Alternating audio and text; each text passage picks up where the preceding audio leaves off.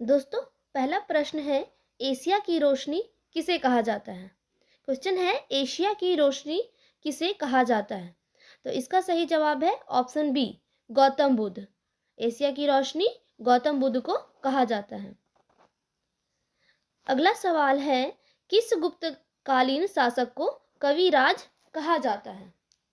दोस्तों, क्वेश्चन है, किस गुप्तकालीन शासक को कविराज कहा जाता है। सही जवाब है ऑप्शन बी, समुद्रगुप्त।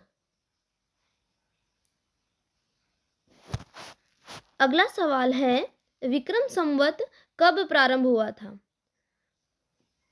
दोस्तों, इसका सही जवाब हो जाएगा ऑप्शन बी, 58 ईस्वी पूर्व। विक्रम संवत 58 ईस्वी पूर्व प्रारंभ हुआ था।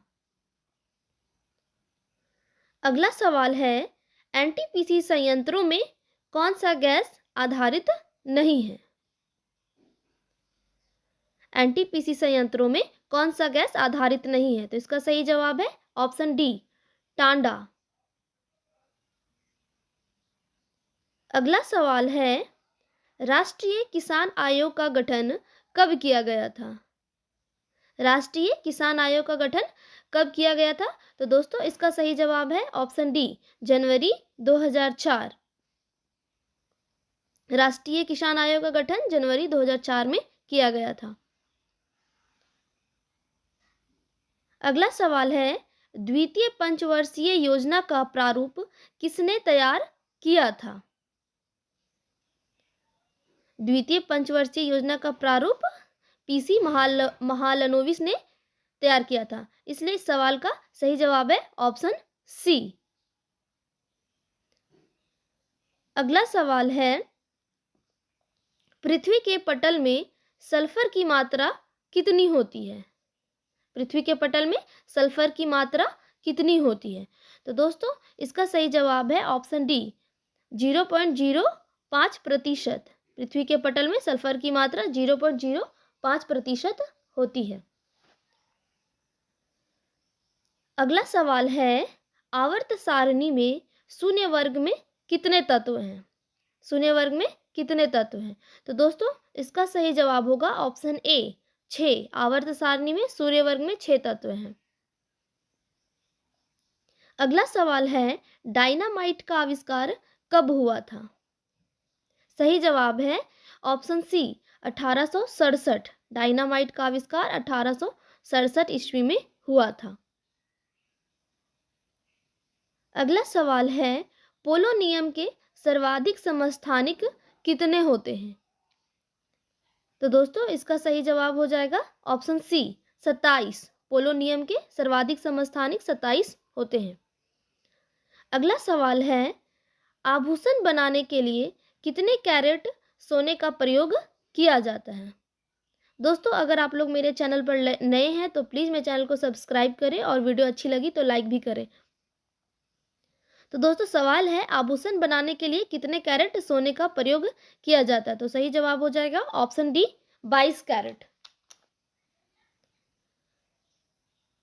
अगला सवाल है, संथाली लोग पुजारी को क्या कहते हैं।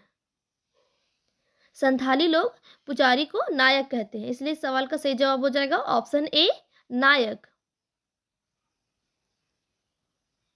अगला सवाल है, दक्षिण भारत का मैनचेस्टर किसे कहा जाता है। दोस्तों, दक्षिण भारत का मैनचेस्टर कोयम्बटूर को कहा जाता है। इसलिए सवाल का सही जवाब है ऑप्शन बी। अगला सवाल है, द्वितीय हरित क्रांति की शुरुआत कब हुई थी। द्वितीय हरित क्रांति की शुरुआत कब हुई थी दोस्तों। तो इसका सही जवाब हो जाएगा ऑप्शन सी, 1983-84 में। अगला सवाल है, इलायची के लिए कौन सी मिट्टी सर्वाधिक उपयुक्त होती है। इलायची के लिए सर्वाधिक उपयुक्त मिट्टी होती है लेटेराइट मिट्टी। सही जवाब है ऑप्शन डी, लेटेराइट मिट्टी। अगला सवाल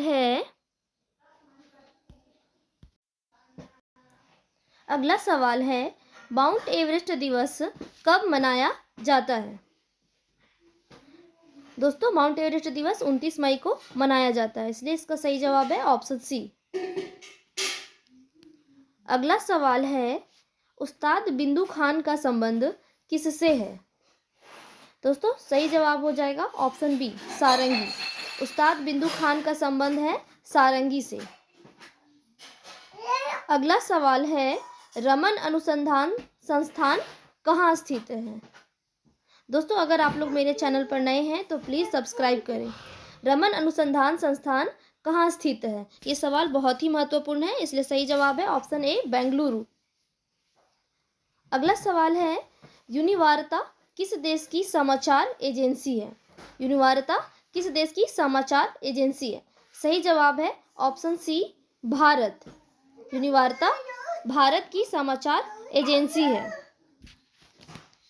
अगला सवाल है, विश्व की सबसे नीची पहाड़ी कौन सी है?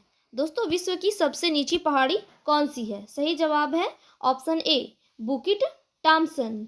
विश्व की सबसे नीची पहाड़ी है बुकिट टॉम्सन। अगला सवाल है, भारत की सबसे लंबी दक्षिण तट रेखा वाला राज्य कौन सा है? भारत की सबसे लंबी दक्षिण तट रेखा वाला राज्य है आंध्र प्रदेश। सही जवाब है ऑप्शन डी, भारत की सबसे लंबी तटरेखा वाला राज्य है आंध्र प्रदेश।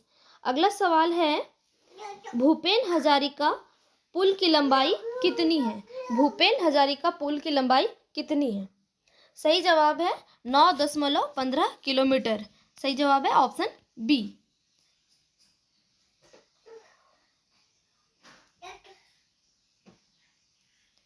अगला सवाल है, भारत की पहली टेक्निकलर फिल्म कौन थी? भारत की पहली टेक्निकलर फिल्म कौन थी? दोस्तों इसका आंसर है झांसी की रानी। ऑप्शन सी, भारत की पहली टेक्निकलर फिल्म है झांसी की रानी। अगला सवाल है, कलचुरी वंश का महान शासक कौन था? कलचुरी वंश का सबसे महान शासक कौन था? सही आंसर है ऑप्शन ए, कर्णदेव। कलचुरी वंश का महान शासक था कर्णदेव। अगला सवाल है, गुलाम वंश की स्थापना कब की गई थी? गुलाम वंश की स्थापना कब की गई थी? सही जवाब है ऑप्शन बी, 1206। गुलाम वंश की स्थापना 1206 ईस्वी में की गई थी। अगला सवाल है, आरमा शाह की हत्या किसने की थी? आरमा शाह की हत्या किसने की थी? आंसर है इल्तुतमिश।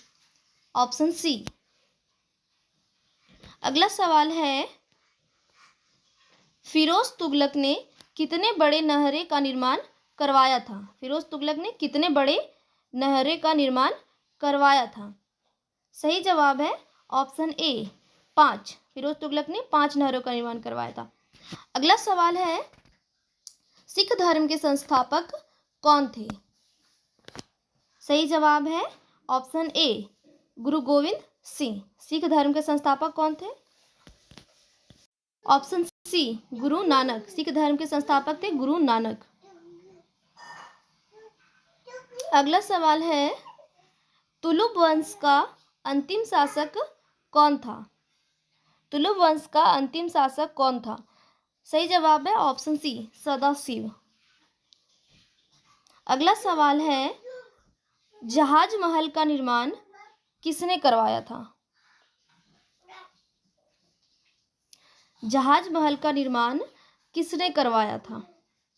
सही जवाब है option A, Alauddin Khilji.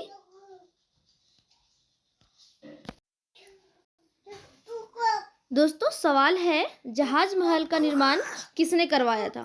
Option A, Alauddin Khilji, B, Ghiyasuddin Khilji, C, Mahmud Shah, D, Alaf Khan. दोस्तों इस सवाल का जवाब आप लोग कमेंट में बताइए।